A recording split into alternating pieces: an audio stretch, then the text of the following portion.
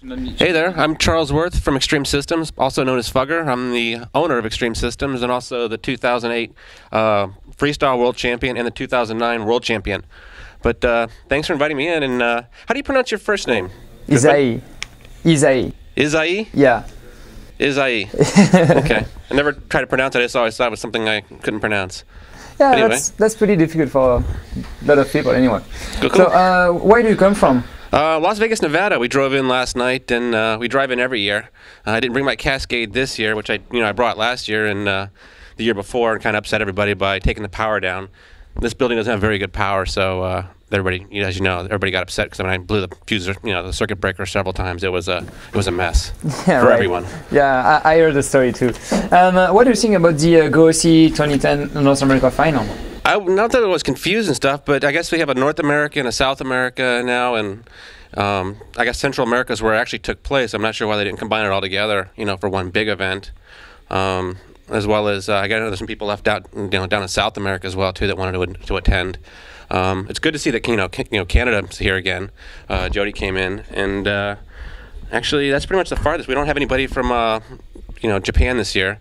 Or wait. Actually, we do. No. Road Rash. Yeah, She actually came in Rash. from Japan. Yeah. So Mia came in the year before, and Road Rash came in this year. So everybody's coming in from pretty far distances, and a lot of people from the other coast as well too. So everybody came a long way for this event. Even yourself. Even me from Montreal, yeah. Yeah. What do you think about the GOOC worldwide? With a lot of country involved, a lot of people involved in that, and everything will be the final in September in Taiwan. I don't have too much information on the finals as of yet. Last year and the year before, or actually the year before last year, we had a pass to go because we won the championship, and we're kind of unsure as far as exactly what's happening this year, as far as why the changes or whatever is going on. But I came and competed for GOC 2010 or 2009 in the USA, and I did extremely well and went on to win the championship. But GOC is a really fun contest. Everybody loves to go. So there's a lot of controversy and or fighting amongst a lot of people saying who did this or who did that. But as we all do, we always go over the rules as gentlemen, and we try to get everything out that we possibly can. But trying to give all your information to the other competitors is kind of what people want on the internet, but when it comes down to reality and us competing together, it doesn't really happen. We do all work together, but it's all between us at the competitions. So we're all having a good time here. We all went out last night, and actually you were with us. Yeah, right. That was nice. That was nice. What do you think as contestant about this event? I mean, you have been invited for the two previous events, yeah. And you are again here today. And how are you proud to be always involved in this kind of competition?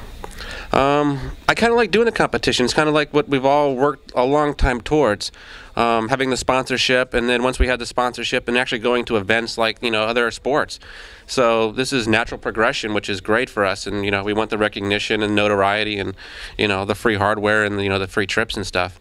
But we do work hard for it, and as long as marketing understands that we do come and we do our best to, but we want to make sure that everything is fair for all players, and as well as everybody does have a good time in these events. Of course. This kind of event is more like mostly friendship, see friends, yeah, exactly. That's see what we're here people, for. exchange information, stuff like that. Yeah. Yeah, nice. And how did you prepare for this event? Did you prepare yourself by having a set of at your home, trying the UD7? Well, I've had a UD7 for a very long time. It was my main machine for quite a long time. But I used to have my machine to actually pull the UD7 down plenty of time. I actually switched it over to liquid nitrogen. Ran it for almost 3 or 4 weeks now, on and off with the Cascade and stuff. So I'm coming well prepared. The newest BIOS settings. I know exactly how to push the maximum button correctly now. And I feel very confident in the maximum test. Okay, and do you plan to use liquid nitrogen on the memory? No, probably going to go with dry ice. Okay. A little bit safer and keeping things well under control.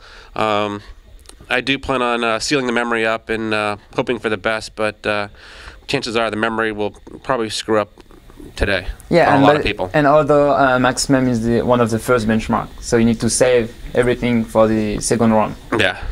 But the maximum is not as brutal as the SuperPod. At least a 32M on the CPU and or the memory.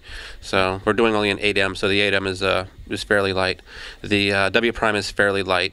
It's only W prime is 15 seconds. So W prime 32 is 3.3 seconds. The Pi fast is 15 seconds. So all of our tests are extremely short. So everything's set for 2D. So we just got to dial in for 2D. What do you think about Gigabyte motherboard quality for you as overclockers? Gigabyte's come a long way, getting away from the funky colors to a more solid-looking, professional-looking design, and they've done a lot in their power regulation and power delivery. So making sure that the systems can deliver the best power, and actually doing advances with the 2-ounce PCB and other features as far as making the boards much higher quality. So now the other manufacturers are starting to come around and/or copying things. So Gigabyte's an innovator and leader in the industry right now. So hopefully they can maintain that with staying in the competition, putting the top guys with their gear, and then constantly showing off. That's easy for marketing. I see that they do that already. So it's a winner. And what do you think about Gigabyte supporting the overclocking community? Do you think they made a lot for the OSC community and stuff like that? Gigabyte is one of the biggest supporters of the overclocking community, more so than the other manufacturers. Gigabyte, goes a long way for each one of the countries, each one of the regions, to make sure that each one's taken care of.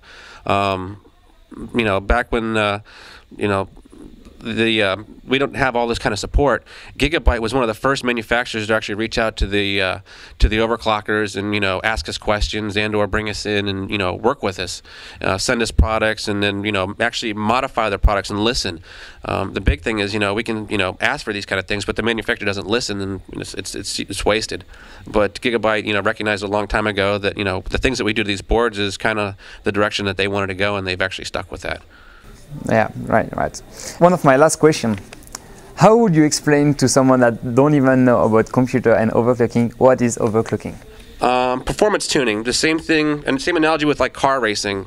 Performance tuning the vehicle or the computer, so that we're taking the machine from its standard stock configuration, like a stock car, and putting on all of our modifications. But our modifications aren't bolt-on modifications. They're modifications we do with the operating system by removing portions of the operating system's functionality, because we don't need the auto start to start. We don't need media player functionality in the background. These services are in the background for all these other functionalities. We cut all that out, and then we go into the BIOS, and we actually work with the BIOS and remove a lot of the functionality from the BIOS of the features that we don't use, such as like the onboard sound or a secondary network card. We remove all of that to make the the vehicle as light as possible.